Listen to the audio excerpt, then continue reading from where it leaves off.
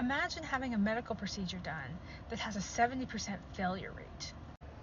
Hi, I'm Stephanie. I'm the leader of the Society of Spooky Ladies and a lover of all things strange and weird. I'm not a medical doctor, but I do have a doctorate degree, and I love to research things related to health equity in women's health and mental health.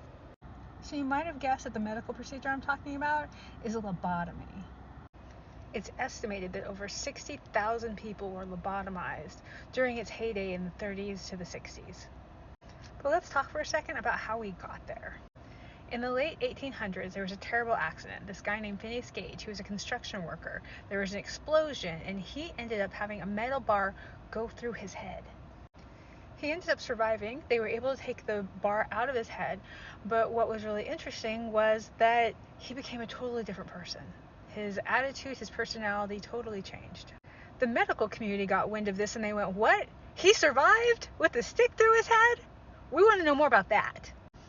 So researchers began exploring different ways that you could mess with somebody's brain that wouldn't kill them. Much like today, there's an epidemic of people with mental health conditions who need access to care. But back then, the only care they had was to put you in an asylum. In 1937, it was reported that there was more than 450,000 people institutionalized.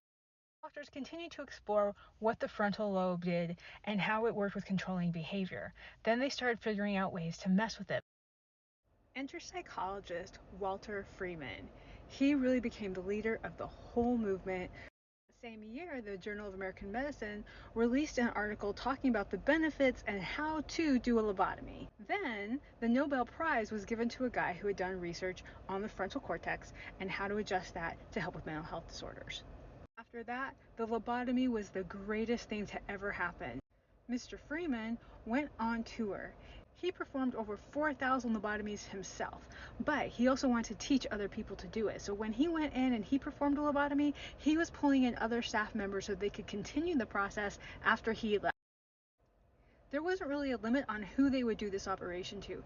Children, they did it to frequently. Older, younger, didn't matter. If they felt that it could help you, they would do it.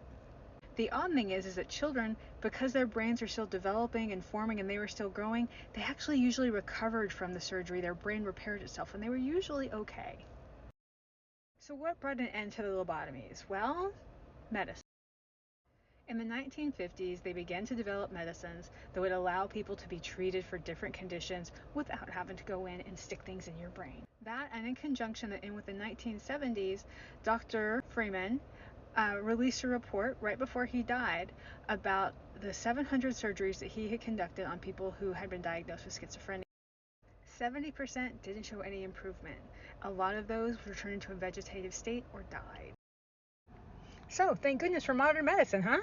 Go take your pill.